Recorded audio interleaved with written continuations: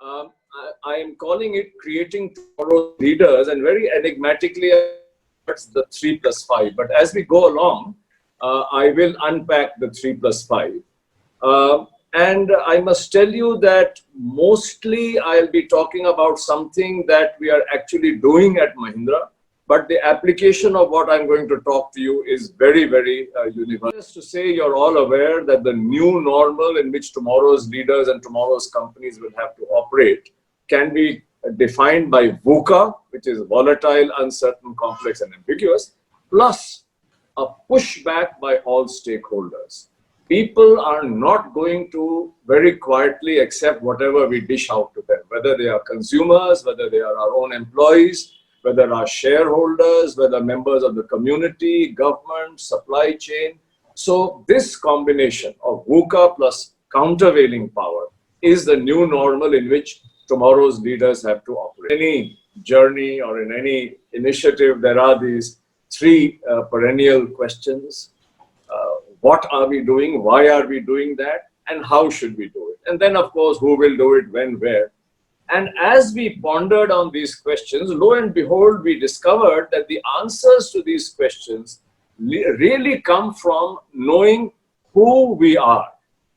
So who we are as an organization and who we are as individuals. And that answer of who are we actually determines the why, the what, the how, the where, and so on and so forth. So the central question that we needed to first tackle was, who are we? What do we stand for? What is our purpose, if you like? To convert necessary into sufficient conditions, you have to add the factor of human beings. In fact, I would like to suggest that really the source of the greatness and the source of strategy, structure, processes, and metrics are human beings. So the focus of my presentation and conversation today is about human beings and specifically leaders, which is what all of you are today and definitely are going. Who are we is the primary question. And who are we really is, why do we exist? What is our purpose? What is our dream? And we believe that in the ups and downs of life and of corporate existence, when things sometimes go well and sometimes don't go well, when you're confused, when you're anxious, and especially in the new normal, which is volatile, uncertain, complex, and ambiguous, the most important source of guidance and of energy is the purpose that you have, the dream that you have. So it is really very, very important for an organization and for its leadership to articulate clearly what is our dream, what is our purpose, what is the reason for our existence. And this purpose has to be internalized by all the people in the organization. And only once you have done that, can you start bringing to life the strategy, the structure, the processes, the metrics, and what is called the culture. So this is crucial. What is our purpose? Because the answers to all the questions. Now, just to give you an example, the purpose of the Mahindra. So this one sentence gives us the answers and is the mother font for all our business strategies, choices of products, services, markets, market segments, where to go, where not to go. Equally, it is a mother font for all our human capital practices, all our leadership practices. All of them come from this one sentence, right? And the core of this sentence is, we want to drive positive change in the lives of our stakeholders and communities across the world to enable them to rise. That is our purpose, right? And we will achieve that purpose by challenging conventional thinking and by innovatively using all our resources. So that's the Mahindra purpose, just to give you an example. When we set out on this journey that I'm going to talk about, we were talking about business transformation. We were talking about sustained outperformance in the VUCA world. And we quickly realized that we need to have a cultural transformation that has to be the bedrock and that has to coexist and align with whatever business transformation that we do. And of course, the cultural transformation that we do has to be consistent with our core values, right? So a lot of what I'm going to talk to you about is how do we create the cultural transformation that will enable the business transformation to become alive, which in turn will enable us to achieve our core purpose, right? And what is culture? Culture is the nothing but the way we behave, especially as we go around taking business decisions.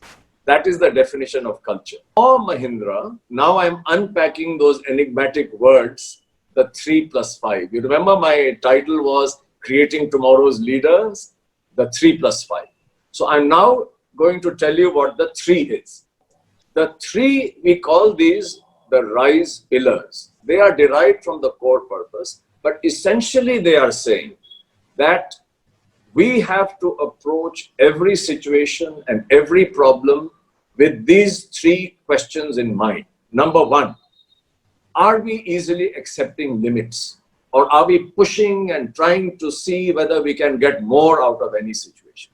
Number 2, are we doing alternative thinking so that we can create and drive innovation? And finally, are we, through our business decisions and through our actions and our behavior, driving positive change in the lives of our stakeholders and communities, enabling them to rise, right? So these 3 RISE pillars are fundamental to the achievement of our core purpose and to the achievement of our business transformation. Now, what I've told you are 30,000 feet words, and you may well ask, how are these converted into daily action, into daily behavior? And the answer is you do that through the HR levers. And the HR levers are things like the recruitment process, the onboarding process, the learning and development, the performance management system, very importantly, the talent management system, the reward and recognition system, the communication system. These are the HR levers. I'm sure you will study them, probably. All organizations have HR levers, and organizations are different depending on what these levers are used for and how they are used, right? And so, to be able to convert these words into action, we have been working for the last 10, 12 years now on aligning all the HR levers that I talked to you about with these 3 views of the world. Now, I won't get into the technicality. If later on you want to ask me in our Q&A, we can do that, right? But these are the 3 pillars. These are the fundamental questions and energy that drives everything that we do. Now, having said that, what people experience in their everyday lives is not pillars or levers. What they experience is behavior. So the question then is, what are the behaviors that we would like our people, especially our leaders, to display in their everyday lives so that these 3 pillars come to life seamlessly and effortlessly to create forming businesses that drive positive change. I will now unpack. So now I'm unpacking the 5. You remember my heading was Creating Tomorrow's Leaders, the 3+5, and I gave you an idea of what the 3 were, and now I'm going to tell you what the 5 are. Let's move on. So these are the 5 behaviors which we expect from leaders and which is required in the new normal to bring the pillars to life. The first one says, in the new normal, it is not enough to use only the left brain of logic, intellect, and rationality, which is necessary, but it's not enough. Nor is it enough just to use the right brain, which is empathy, connection, creativity, compassion, imagination, connecting the dots to see what the big picture is. Those things are necessary, but they are not sufficient. It's only those people who can combine in any situation the left with the right who will come up with the rich solutions that will enable success in the new normal. These people will hold the key to the kingdom. In the new normal, where the mantra has to be to do more with less. We want our people to be multipliers. Multipliers of what? Of energy, of passion, of creating engagement, of creating a sense of ownership, so that people become passionate and are driven to become super people, to go beyond themselves. Now, what are multipliers? The opposite of multipliers are what we call diminishers. These are the extreme command and control people. These are the people who are obsessed with the need to show, I am the best. I have all the answers. You do what I do.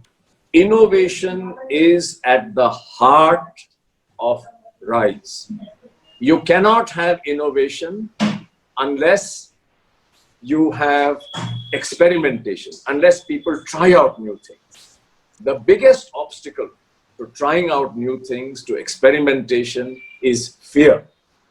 So to enable people to overcome their fear of failure, leaders have to create the conditions such that people can overcome their natural fear and take risk and to experiment. Now, by definition, when you experiment, you are guaranteed that you will have failure at least 50% of the time. So what becomes important then is not that you failed or how many times you failed, but what did you do after you failed? Did you learn from failure?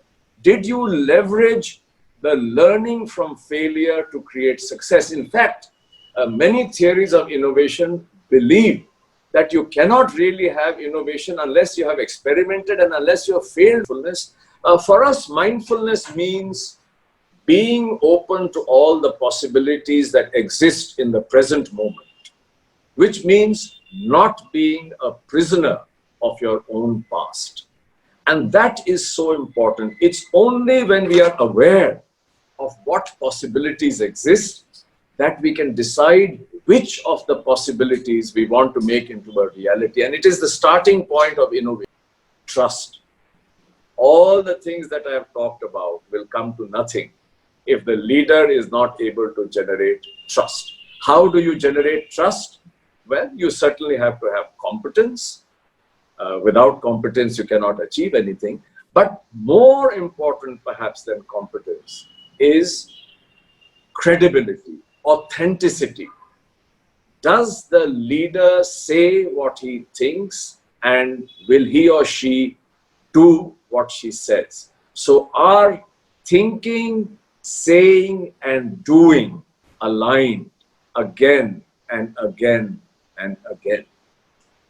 It is only those who align these three, who walk the talk, if you like, who are able to remove the mask and be themselves as they are, with their strengths and equally with their weaknesses. Such people are authentic people.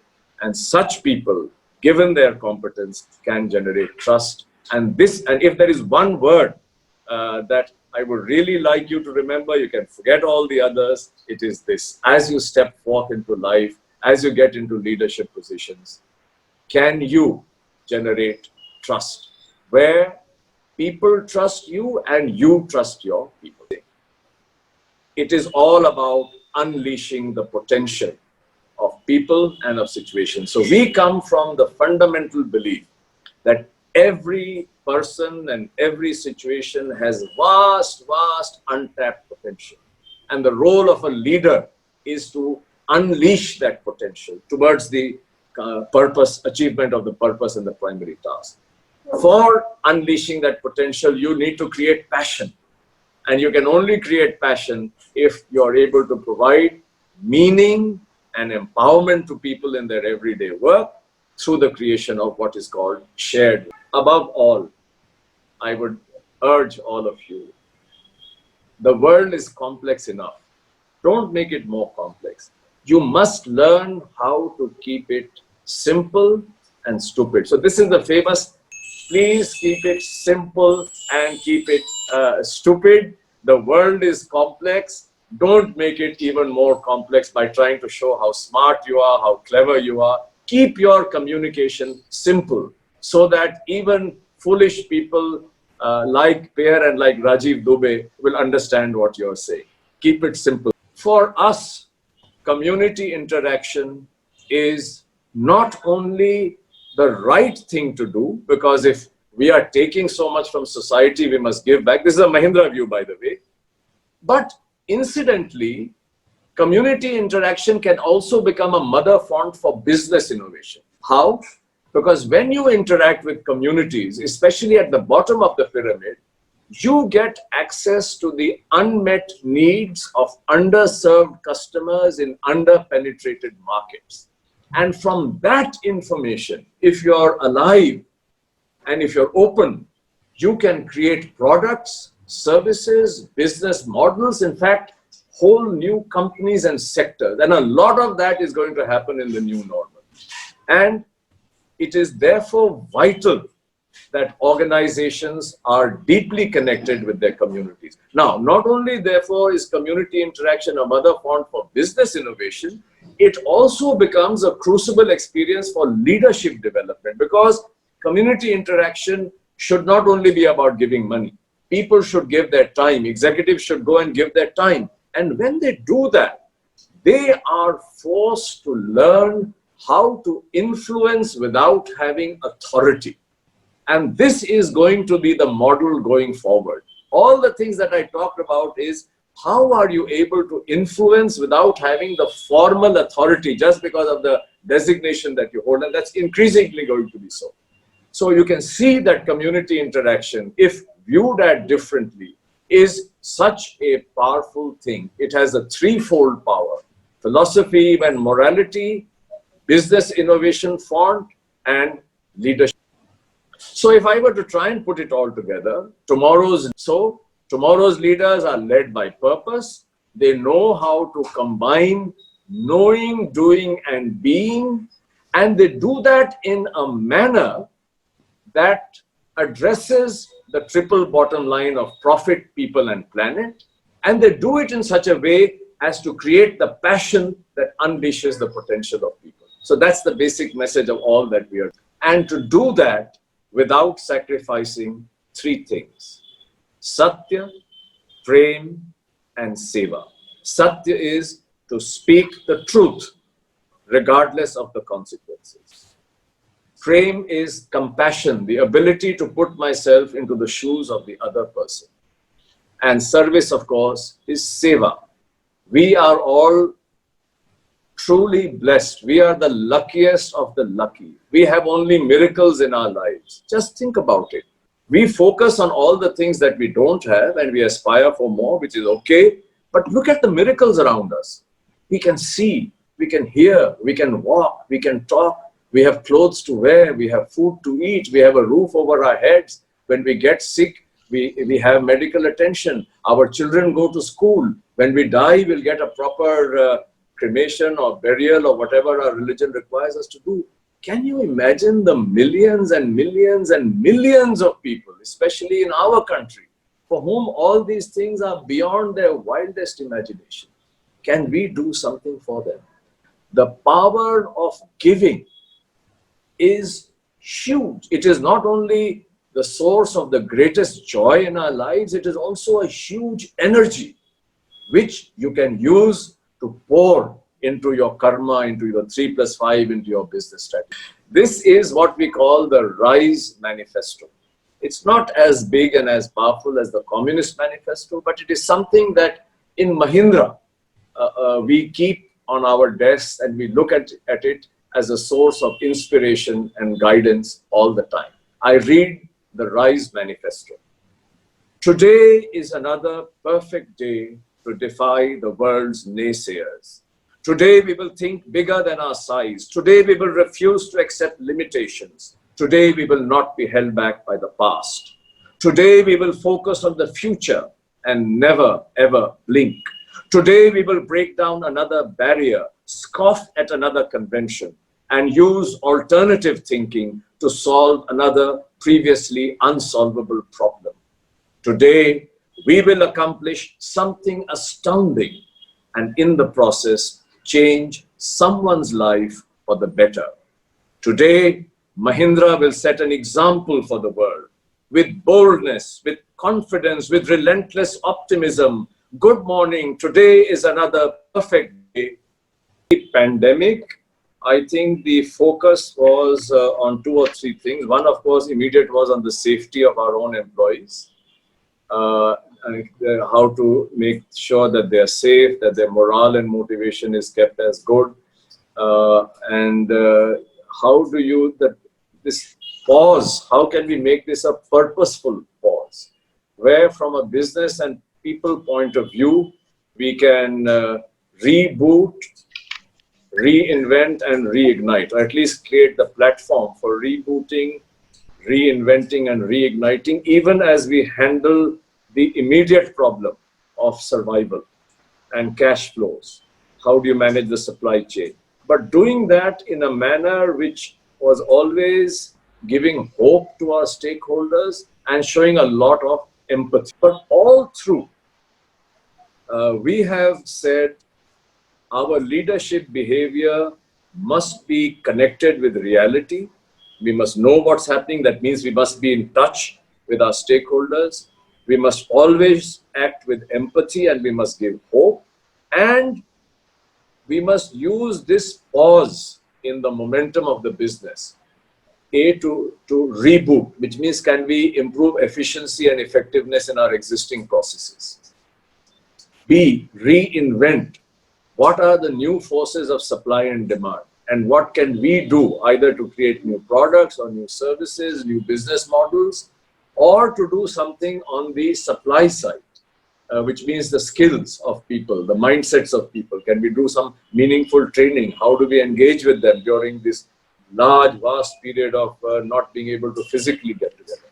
And finally, to reignite, which means to create aspirations so that when the forces of supply and demand come back, we can take full advantage of the new demand and the new forces of supply. So that's been the overall approach. Now, you asked what are the plans for various businesses. You know, we don't have any central plan for the group. Each business has its own plans. And what at the group level, what the group people do is create a platform. You certainly have to be always picking up new skills, hard skills. You know, I mean, if you're, depending on what your function is, you have to be at the cutting edge of knowledge. So that is important. But what is even more important is to have a mindset of learning, to have a curiosity, to have what is known as an aptitude of lifelong learning, right? Plus, to have all the characteristics of the 3+5. You know, how do you create, you know, the ability to use the whole mind? How do you become a multiplier? How do you know how to manage fear and leverage failure? How do you ensure that you don't become a prisoner of your own past? And above all, how do you create trust through authenticity? These are huge asks. And they require, in addition to the hard wiring, they require an awareness and a knowledge of the self. So I think going forward, both have to be addressed. You have to have self-knowledge. You have to have self-knowledge, you have to have humility, you have to have curiosity, you know, and you have to have all the things that I talked about in an ideal world in the 5 behaviors with functional and technical knowledge and an updation. Oh yes, I mean, if you analyze this, it's the I think it's a very powerful alchemy for survival and success in the new normal, especially the post-COVID normal, because you know that will be VUCA plus pushback, yes, and we keep on talking about it. By the way, that you know, are these really meaningful in the current condition? And the answer that we have come to is, my God, they are really, really very relevant. They focus on doing that which you really want to do, which you like doing, and do that well. Don't be too concerned about picking up things where you'll be successful. I think you should pick up things that you would like doing and do them well, rather than picking careers that will make you successful. Now, the two may go together. That's the best thing. That I really like doing this, and therefore, and I will be successful. But the choice of what career you choose should be more guided by what is it that I want to do, what is it that I will like doing, rather than where will I get promoted faster. So, it's not really a choice, but I think the three are highly interconnected. And I would like to say that all three should be sort of there and have to be there. But the core values are something that will remain even as mission changes, and even vision may sometimes change depending on how it is defined. So I would say that the core values really are at the core. That's why they're called core. And they are the inner space out of which comes the vision, and then out of the vision comes the mission. I know there are many definitions of vision and mission. But I would say if a gun was put to my head, I would put core values as the first. And vision second, and mission, which to me is the most specific thing, as the third. But in life, actually, the three are completely interconnected. Sir, there is one more question from an attendee. She is asking that what are some challenges do you think we are going to face in terms of our placements? Well, I'm hoping that by the time you get into your placements, there would be a fairly big... 2 years are there, sir, in between. Huh? There are 2 years in between. So 2 years mein to definitely, you will be back. I think things will be almost normal after 2 years. Most estimates of how long it will take range from 18 months to 24 months. But I wouldn't worry too much. I think once the vaccine comes, there will be, I think the job market should start improving even before that. But definitely, if you were getting into the job market right now, perhaps, I don't know, Dr. Saab, what the situation is. Are your current batch that has graduated having a tough time finding jobs? I guess so. So it was not exactly like this. The only situation we faced that, well, the joining was announced, and in few cases it has been deferred. But only few cases where it has been revoked. So probably we were lucky lot, I would say. Yeah. So I wouldn't worry too much about that. But I think a lot of new industries and a lot of new opportunities will emerge. And we are not talking too much about climate change, but I think that this COVID-19 has also brought the environment degradation into a fairly sharp focus. And I would say that the people who are graduating should be on the lookout for alternative and slightly different careers also. There are opportunities in every normal, new normal, old normal. It's a question of how you approach these opportunities. I think wherever there is a challenge, there are always opportunities. And one of the things that I would urge you to do is to look upon every challenge as not one, but opening up many opportunities. So I would say that the greater the challenge, the more other opportunities. And especially for bright young people like you, you will have many opportunities, and exciting opportunities, more meaningful opportunities that are solving the problems of humanity. And so I would say better, more excitement, more possibilities in the future.